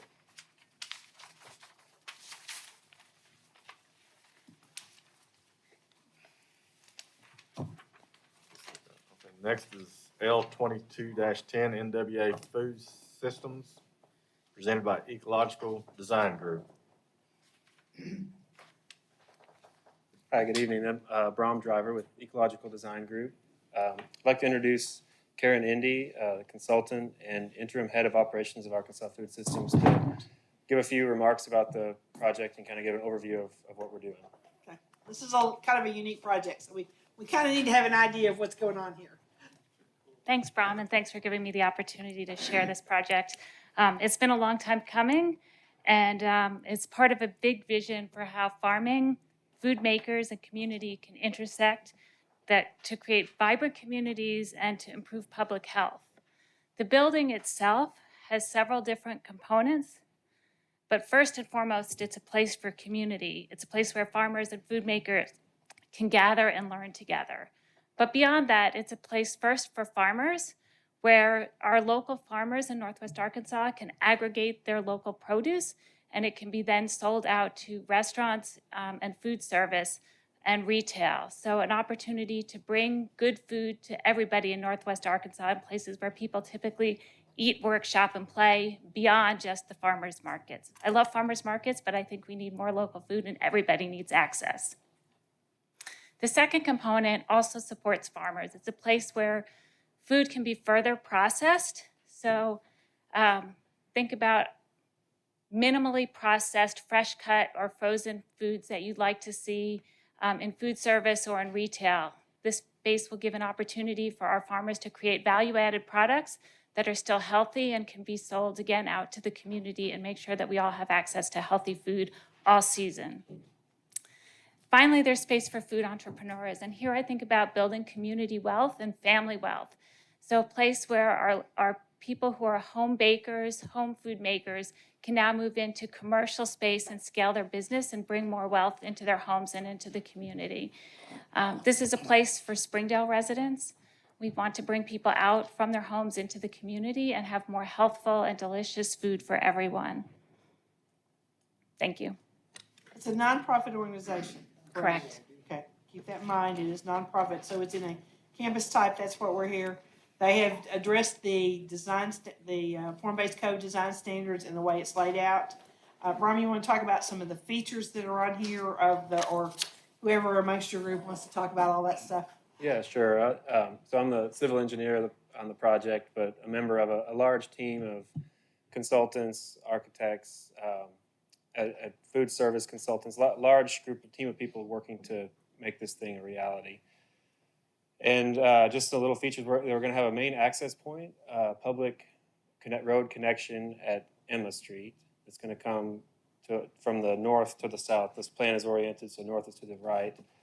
And that's going to be where the main, any truck traffic that will come to bring deliveries and farmers, they will come in that direction and circle around the site. We have a loading dock in the rear of the site that will be, we're landscaping and screened and kind of done, presented in a really presentable manner. We're also, spending a lot of energy on the landscaping and doing a high-end landscaping for the project. That's sort of my role as the site. We've got a lot of other team members that do a lot of the stuff on the inside. But I'm just here for any questions or any other information we'd like to share. Staff comments? Okay, I have one to start with.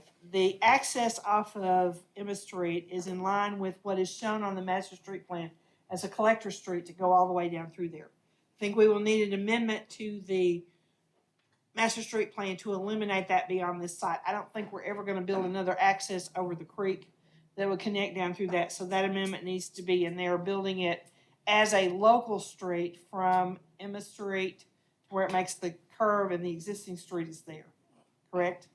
Yes, that's correct. At the existing property line, it'll switch to a private road. Right, right. It'll be a private road and all of their truck traffic will go in and out at that location, so that we're not bringing it further into the downtown area. That's It correct. faces toward the trail, to the it's not called Yes, the when I Razorback highlight, Greenway, it's, yes, the yeah, building Shiloh design Trail. is really, it's a trail-oriented development where we're, the front door is towards the trail. So we anticipate a lot of users from the trail coming in and out and coming there, parking their bikes and being kind of a part of that piece of the community. It'll be a landmark along the Greenway Trail. Okay. Rick, you have some other comments? Other than standard comments, the only thing that I've got is plat combining the two impacted parcels must be submitted to Springdale Planning as an informal plat. And Planning has been working with EDG to do that, as well as dedicate easements and right-of-way. Okay. Just a few engineering comments. The local street that we were just talking about, we'll need to match the master street plan, and it's very close. I think it's just off by a couple feet. We'll need to show a trickle channel in that large pond now that it will be a dry pond. Add the note that the detention pond shall be certified and submit the no-rise certification for the floodplain development permit, and we've discussed that with the consultants. Any comments from the audience? Please state your name, address, please. Thank you, Mr. Chairman. Tom Lundstrom, 1327 Elm Springs Road, Springdale. I would just like to thank the developers for participating in the reimagination of downtown Springdale. This is not another car lot. This is completely out of the box. It's bold. I think it's another success for form-based code. I'm a huge cheerleader for the form-based code you implemented. And I just think this is yet another building block in a very different looking Springdale that just encourages community. And I just think it's a wonderful project. And thank you for form-based code. Thank you. Any other comments? To the commission? Yeah. Motion subject to staff. Motion subject to staff comments. Motion by Mr. Covert. Second by Ms. Mueller. Mueller. Yes. Peters. Yes. Tyler. Yes. Austin. Yes. Cloud. I'll say yes, and I also want to say thank you guys for spending your time and effort on this project. It looks amazing, and grateful to have it in downtown Springdale. Yes, thank you. Compton. Yes. Covert. Yes. Okay, motion passes 7-0. I just have one question, Karen. If you don't know how to can things, can you come down and learn how to can vegetables and stuff? So the space for community makers to come can double as a community kitchen or a teaching kitchen. So we hope that it will be programmed not just for canning, but to teach all kinds of things about how to eat healthy, delicious food. Okay, just want to make sure everybody got to hear that. That's a plus for downtown Springdale, for Springdale as a whole. Thank y'all.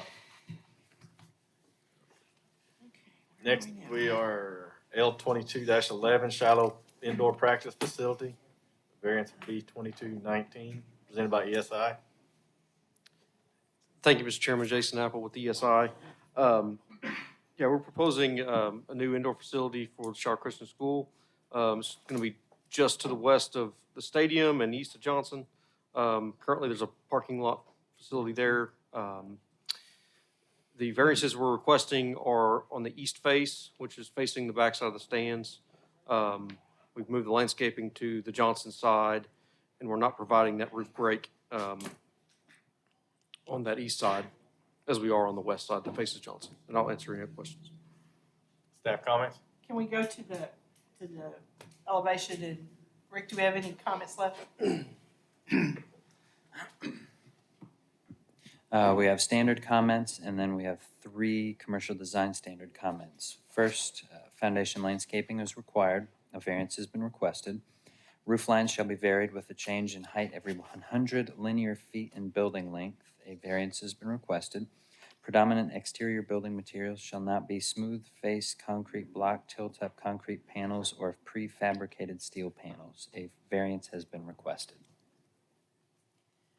And as Jason said, the variance that's being requested is on the east side, which is the side of the building between that and the stadium. That's where the team's gonna run out through there and people coming in that direction.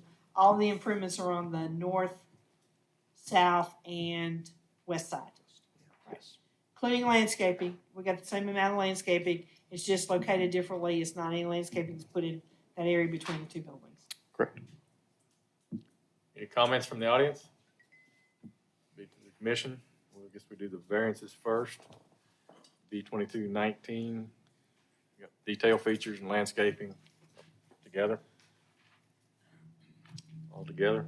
Yes. Okay. Would be a call for the vote? Call for the vote. Call for the vote. Mr. Peters? Yes. Peters, Yes. Tyler, Yes. Austin, Yes. Cloud, Yes. Compton, Yes. Covert, Yes. Mueller. Okay, vote passes 7-0. Large scale L 22-11, be motion subject to staff comments.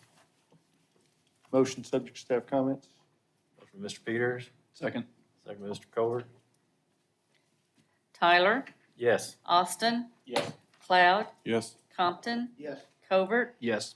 Mueller, Peters. Yes. Motion passes 7-0. Thank you. L 22-13, Elm Springs Youth Storage. Variances of B 22-22, B 22-23, presented by Earth Plan Design Alternatives. I'm James Gertz with EDA, here to present this project to you. If you got any questions, I also have the architect here with me, Dave Burris, and we'd be happy to answer them. Staff comments? In addition to standard comments, we have please fill in the missing elements under required on the parking lot summary table for page 4 of 13. A variance has been requested for a decrease in number of required parking spaces, so that's being addressed. Foundation landscaping is required. A variance has been requested. Roof lines shall be varied with a change in height every 100 linear feet in the building length. A variance has been requested. Predominant exterior building materials shall be high-quality materials, including without limitation the following: brick, native or natural stone, synthetic stone, concrete masonry units, smooth face units with integral color, synthetic stucco or EFIS, architectural precast concrete, decorative face, concrete tilt-up panels, glass, wood, natural, or composite. A variance has been requested. Predominant exterior building materials shall not be smooth face concrete block, tilt-up concrete panels, or prefabricated steel panels, and a variance has been requested. Katie, do you have some drainage comments? Then we'll talk about what they're proposing. Right, fences built across drainage easements shall not impede the flow of stormwater. So just need to ensure that screening fence will not impede the pond outlet. And we need an agreement from the neighboring property owner, since it is draining across their property. Submit drafts of drainage and access easements, and I talked to James about adding a flume under the sidewalk for the drainage that comes out to Elm Springs Road, so it doesn't have to drain across the top of the sidewalk. Dave, you want to talk about the materials and what the buildings are going to look like? Can you And the flip one more percentages side to you get to have? the renderings? Feel that. This is Dave Burris, Burris Architecture. Okay. Could you flip to the rendering page? It Do should you be the have next the one. renderings loaded? Ah, There we awesome. go. It has a tendency to show a bit more depth in what we're proposing. So we've made an effort to do a couple of things. Obviously, we've got some heavily landscape screening around the perimeter. We've added additional perimeter landscaping in the front where we don't have doors to try to overcome that waiver. The material requested, we're proposing a masonry along with the primary material on the sides and the rear are a metal panel. I brought a sample, and they literally give us the ugliest color of the metal profile and color chips. They say, hey, good luck with that. And I'm like, I don't think they could have picked up worse color for this. But this is a 24 gauge horizontal concealed fastener metal panel. We've been using this. It's a wave panel. Looks really nice when it's on a building. Again, not a vertical agra panel. So doing that in 2 colors. We are varying the roof lines along the visible facades and making an effort to try to lower the eave height, being sensitive to the neighbors to the west as well. So I believe those images kind of walk you through from the street front aerial view and then down through there, again, trying to give that architectural relief, facade treatment in depth with some details. Can you guys move that, everybody who's online out of there so you can see that top picture on the top row? Somebody in IT, can you move that over? Oops. There we go. Now you can see what they look like. And the amount of landscaping that's being put on there is equal to the amount that would be required for foundation, is just put in different locations. We're not going to be overcome all of the perimeter landscaping requirements, say on the eastern side with that long facade. But again, on the eastern facade where we've got overhead doors, we don't have the ability to be able to put the perimeter landscaping. So that's a primary request of that perimeter landscaping is on that eastern facade. And no, we can't make up all that length, but we are, again, increase it to 8 feet along that southern side on the street facing facade. Okay. And the number of parking spaces, you're asking to decrease those from? I believe it was 88 down to 57. Okay. U-Storage maintains amenities throughout Arkansas, and they have about 15 customers a day typically coming to their sites. And so they didn't see the need to having about 30 additional parking spots out there. We are providing parallel parking areas in front of all the garage doors along where we have the garage doors. So that gets us up to about 57 spots we could fit on here. Typically, a customer would come in, spend 15 to 20 minutes, and then they would leave. They have about 1 to 2 employees on site during business hours. And they just don't feel they have the need for that many parking. This is indoor mini storage. Units range from 5 by 10. Maybe you can help me with the unit sizes inside. Varying from 10 by 10, 10 by 15s, 10 by 20s. Yes, sir. A few 5 by 5s. Are you proposing to store vehicles outside on the north end in those parking spaces that are on the north end? Yes, correct. That's for rentals for vans and moving trucks. Rentals or vans, somebody can't take their RV and park it there? Correct. This is not to rent a space out for RV or boats. This is for, I would call it a U-Haul vehicle. I don't think it's going to be U-Haul in this case. I'm not sure, but that's the intent of those spots that are in the Northport part.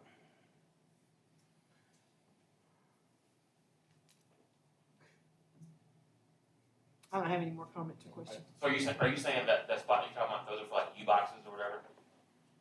I'm not sure what U-boxes are. These would be for vans. They're like small freights.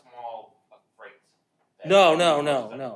This would be a vehicle that someone would rent to go then move something, and then they return the vehicle. Is this conditioned storage or non-conditioned? Oh, the internal air conditioned? Yes, both buildings are, phrase that. The main building, Building 1, is a climate control building. Building 2 is also climate control, yes. Yes. But this would be like if you used a U-Haul to bring it in there, it could be dropped off in the back and U-Haul would come and pick it up, or is it only their vehicles? It would be a vehicle that would stay on site unless it's being rented. Okay, so back to my question, if I had a U-Haul and I was bringing stuff to store in there, can I leave the U-Haul there, or does it have to be taken off site? Let me answer that. 2 things. If you rent a U-Haul somewhere else, no, you cannot leave your U-Haul there. The intent for the parking stalls back there are for their own trucks that can be rented out, taken, and brought back. Okay, I just want to make sure we're all clear. That's what we're talking about. This is not a U-Haul rental facility that goes with a storage unit. No, as far as I know, U-Haul is not involved in this. I was just using an example of what type of vehicle it is. Okay. Couple questions. Is there a garage on site where they will work on these vehicles if they need to, or where will they do maintenance for these vehicles? No, there's not a garage on site. They'll do maintenance off-site. Okay. And then on the landscaping picture that you showed, are the actual trees going in that size, or are we doing beginner saplings? Because that's a So- beautiful picture, but it's 20 years from now, right? I mean, it's Right, not. right. And our software is really great at showing 20-year-old trees. Right. What they don't have is the trees from the nursery in our rendering software. So our intent with this is not to say this is the exact species and the exact leaf structure here. We've tried to follow his landscape plan to show where the planting is and if it's a shrub or whether it's a tree. But absolutely, guys, I don't want to, I'd say anybody that's coming in here and telling you they're going to buy a 40-foot tall tree and put in, our software is intended to be able to kind of show longer term growth. Based on your landscaping plan, what's the largest caliper you're putting in? I'll have to look that up. I'm the engineer, not the landscape architect, unfortunately. Is there a table that goes with the landscape Yeah, I plan believe that it's- says what sizes? We don't have it loaded, okay. I've got one, but I can't read it, it's too small. Yeah, 2-inch caliber is the minimum. Which is the minimum size that we allow you to put in. Correct. Yeah. Hey, Dave, is all material metal? Is it all the same metal? Are you doing different metals, different We direction have metals? Two different metal colors here. So we've got kind of a charcoal gray and a light gray. It is the same. We are varying the material on the front facing facade with the parapets with the masonry. But the two colors shown on those longer facades is kind of a dark charcoal and a light gray, same metal profile. And they have the ridge or the design that you just showed here Yes, previously? same 24 gauge architectural wave panel. Very good, thanks. I'm not sure I understand the roof variance. So it looks like, when I look at it, it looks like the roof is varying. Correct. So. What do we need the variance for? So when we ask for a variance on the design waiver, I think about it, when you're saying it's a waiver, it's for all facades. We did it where we knew that we could do it and have the most impact, which is our tall facade that would be most visible from the street, as well as some of the flat facades that made sense. So because we're not varying that roof line on every single facade, meaning the northern facade of the larger building and the western facade technically didn't get up as high as we did on, say, the eastern facade. That's why we're blanket wavering, but this is what we're proposing to be accepted. Okay.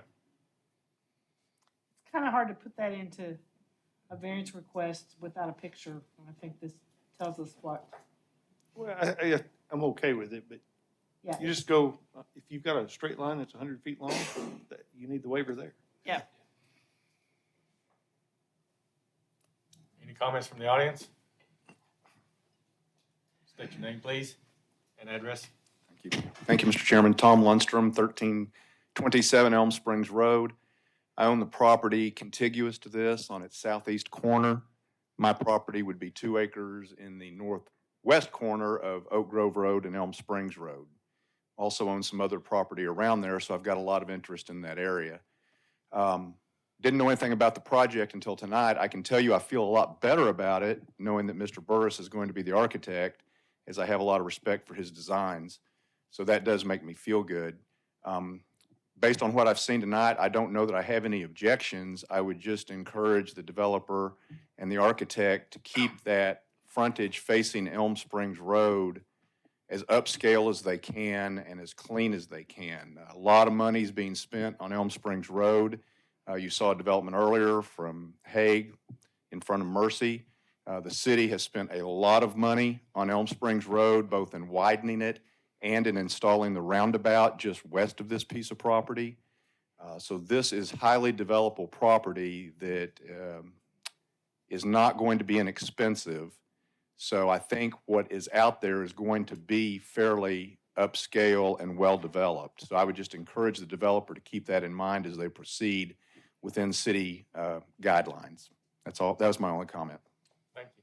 And what you see in those drawings is what they're going to do. Okay. The only thing I might ask, just out of ignorance, which will be obvious, is on the southeast side of your property in the front where you've got the landscaping. So my property line shares your property line right there. are you going to be required to plant trees where your canopy is going to hang way over my property and might impede what I want to do? I mean, Based off of this, yes, those are shown as those fully grown trees with a canopy that are on there. Can you tell us how far the center of the tree is from the property line? It's probably about 2.5 feet. There's only about 5 feet between the property line and our curb. so I mean, I don't know what that's going to leave me to deal with. I don't know yet if I'm going to develop that or sell it. I don't know what flexibility do you have, but while you're building this out, if we could work together on that shared property line where it doesn't negatively impact me, I might want to spend some money so that we don't end up redoing all of this a year from now. I don't know what's allowed, but I'm certainly open to that. We'd be happy to work with Tom on the specification of those trees and make sure that the trees that we're going to use might have less of a canopy. However, we do know that we're going to have setbacks, just like we have a setback on a building setback. I don't believe that anything that we would be planting here is probably going to get into past the required setback on that side as well. Would be my presumption, but we'll absolutely work with you. Just keep in mind, if you all change the species, we need to know it because we're going to make sure it's built like it is on here, and we would need a revised plan if you do something different. We'll coordinate with Tom, and if there's any revisions, we'll make sure we send Okay. it through. Thank you. Guess we'll do the variances.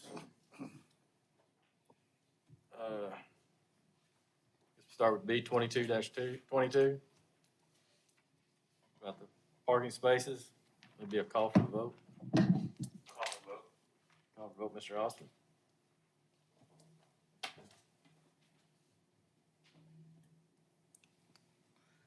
Austin, Yes. Cloud, Yes. Compton, Yes. Covert, Yes.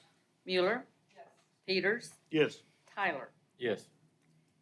Is there any way you can reduce the parking spaces on these and add more green space? This is Mark. Hey. I don't know why we have so much parking spaces in storage. I was just Well, I can tell you, we didn't realize we were going to have so many storage units, and that's something Right, we I probably understand need to go that. back and look at. Yeah. It doesn't fit into any category really well.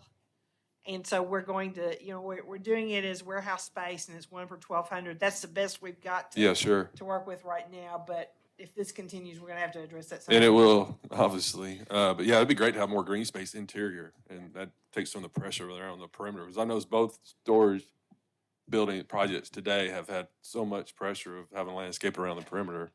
Maybe a better way to do that with reducing spaces inside of it. But I think they got more landscaping because they asked for less parking spaces. Correct. Yeah, okay. I made that note. We'll have to address that one of these days. Okay. And the variances for the facades and exterior walls, roofs, materials and colors, and foundation and landscaping. Guess we call for vote, take them all together. Call for the vote. Call for Mr. Covert. Cloud, Yes. Compton, Yes. Covert, Yes. Mueller, Peters, Yes. Tyler, Yes. Austin. Vote passes 7-0. And large scale L 22-13. Motion subject to staff comments. Motion subject to staff comments. Motion by Mr. Peters. Second by Ms. Mueller. Compton, Yes. Covert, Yes. Mueller, Peters, Yes. Tyler, Yes. Austin, Yes. Cloud. Yes. Motion passes 7-0. Thank you. We're down to Board of Adjustments. B 22-18. Dunks, Discount Auto, variance of paving requirements presented by Will Kelstrom and Gene Housley.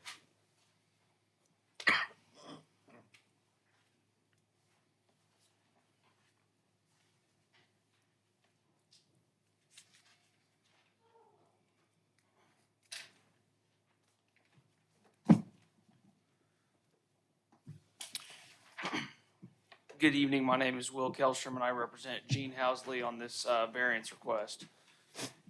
So what we're requesting is a gravel parking lot for the sale and storage of heavy construction equipment. So a little bit of history on this request. This property was Zone C2, which at some point in time did allow heavy equipment sales. We recently zoned it in front of this commission to C6 so we could get into compliance and do heavy equipment sales.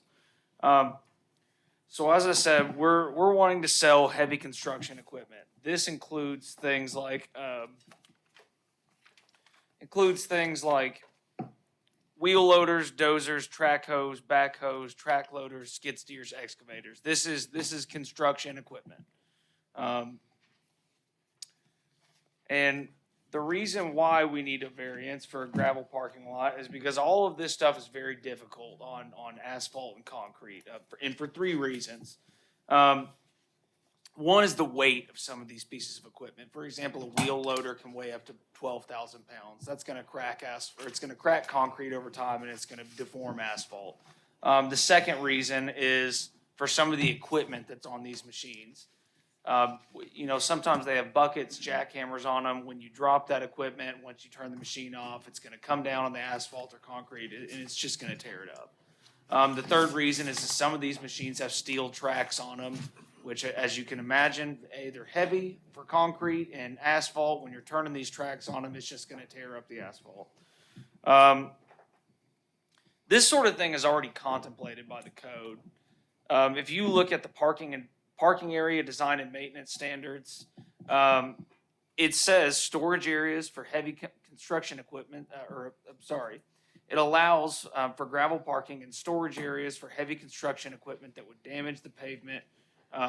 They may be exempt from paving and surfacing requirement, which they would normally be subject to. And I'm just reading from the code here. This is for vehicles like exactly the ones we're trying to store. They're designed specifically for executing construction tasks, most frequently involving earthwork operations. And that's reading from the code. This carve out in the statute, it doesn't allow for things that aren't construction equipment. There is a mention in there that it is not to be used for four-wheeled vehicles, but I do want to specify that what it says is that you are not to store typical four-wheeled transportation vehicles.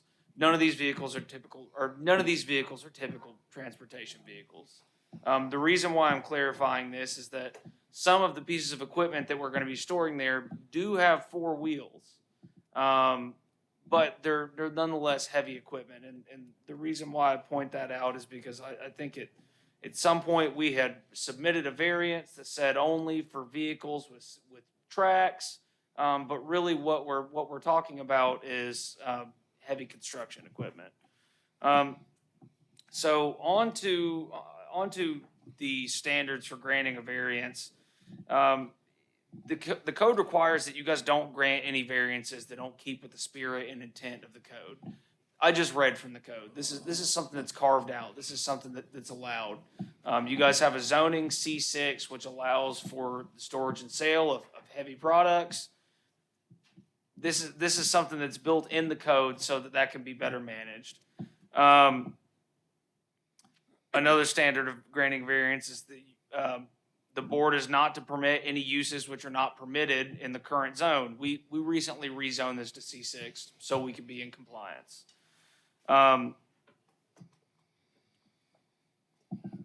This isn't going to grant us any special privileges that aren't enjoyed by other people with similar zonings. There's heavy equipment lots all over town. A lot of them have gravel. In fact, there's one across the street that sells heavy equipment, and they're all parked on gravel for the same reasons that we're here in front of you today. And so with that, I'm here to answer any questions, and thank you. Staff comments? My only comment is that you understand you can't park standard pickups, cars, or anything else that's sold on that lot in that gravelled area. I don't think any of us have a problem with it for heavy equipment because that's really what it's designed for. Mm-hmm. We have to understand that you can't park other equipment on there. Certainly. Even if overflow, if you need the space, they can't be parked there. That can't require something to be parked in the grass as well. Certainly. So Okay. Gene took me out and toured the property earlier, just before this meeting. There is a separate gravel parking lot. So there are also cars sold, just normal cars and trucks sold on this property. Those are on asphalt. We've paved that. Those will not be parked on the gravel. The heavy equipment won't be parked on the asphalt, because we don't really want it there anyway. But the areas will be segregated. That's all we have to ensure, that you understand they can't be the other way around. Any comments from the audience? To the commission? Where is the heavy equipment going to be? Is it closer to Wagon Wheel Road or is it toward the back of the property? Can you so go to back to that little drawing that's on there? That's, the hand drawing faces- is, it we don't faces know the 264. dimensions of where that is from the right of way or anything. We know the dimensions of what's gonna be gravel, but how far back from the road is that? Do you have any idea? I guess 60-something feet. 60 to 70 feet. 60 feet. You already have the gravel down, correct? The gravel's already there. Okay, so if you go look at it, you can see where it was already put down before the variance was requested. You're not going to, in it is that 43 by 56 square rectangle, whatever you want to call it. That's the size of what's already got gravel on it. Yes, exactly. Yeah, that's exact size. Okay. Does that help, Mark? Yes, thanks. And your access to the gravel is gonna be through the paved parking? Yeah, there's a couple ways we could do it, but we would be driving from the asphalt part straight to, we could deliver a piece of equipment on the asphalt and load it right onto the gravel. If we brought a piece of equipment in. So you're not be driving the equipment across the asphalt, No. you'll be dropping it off? Okay.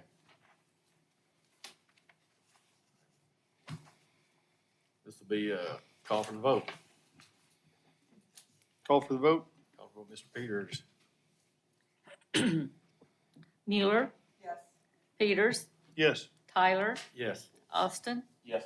Cloud, Yes. Compton, Yes. Covert. Yes. Vote passes 7-0. Thank you. B 22-24, Elm Springs Flex LLC, presented by ESI.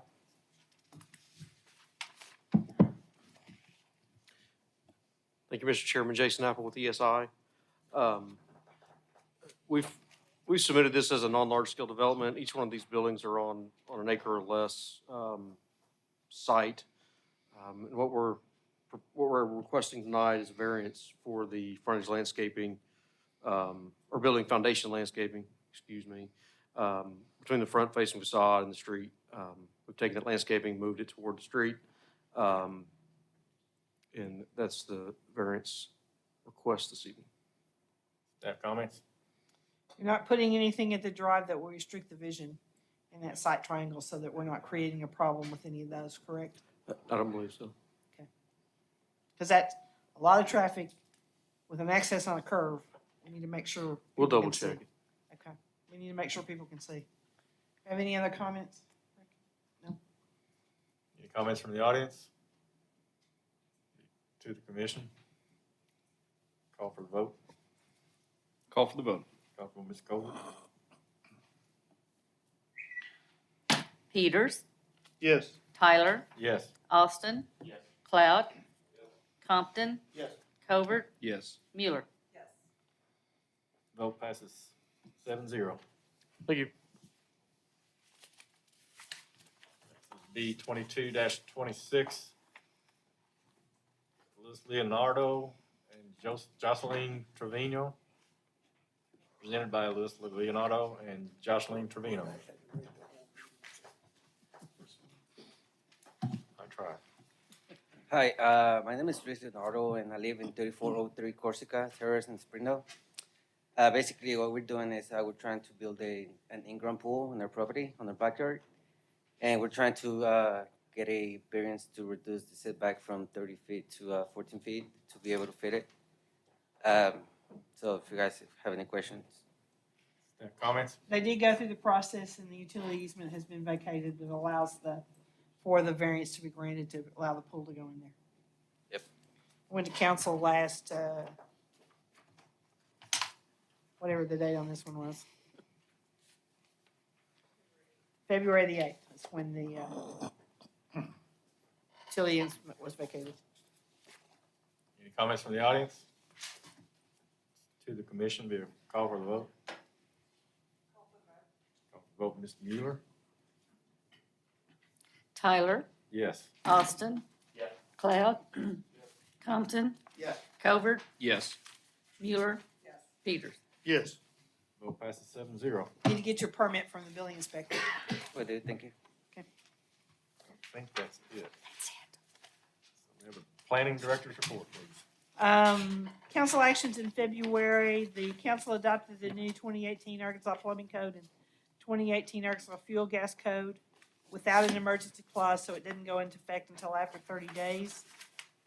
We got our, I just said that utility easement was abandoned. They approved the sale of the property at 5576 North Oak Street. They authorized a subaward of upskill NWA for the city, using the city's ARPA money or American Recovery Plan Act for job training and workforce development, and using our ARPA funds for the police department and IT department. Approved the waiver of the sidewalk on Wagon Wheel Road. Approved cleanup liens for 705 Buford and 613 East Allen. Approved participation in the Municipal Arts Alliance. You'll hear a little bit more about that in the future. Approved allocation of funds for the pavilion for Luther George Park so we could start work. It's an 18-month at least design process and getting it here. And as I said, the second council meeting was moved to the 29th. Our next work session would be on the 15th at 5 o'clock. We need to continue our land use plan update work, and the developer of the PUD that we tabled tonight for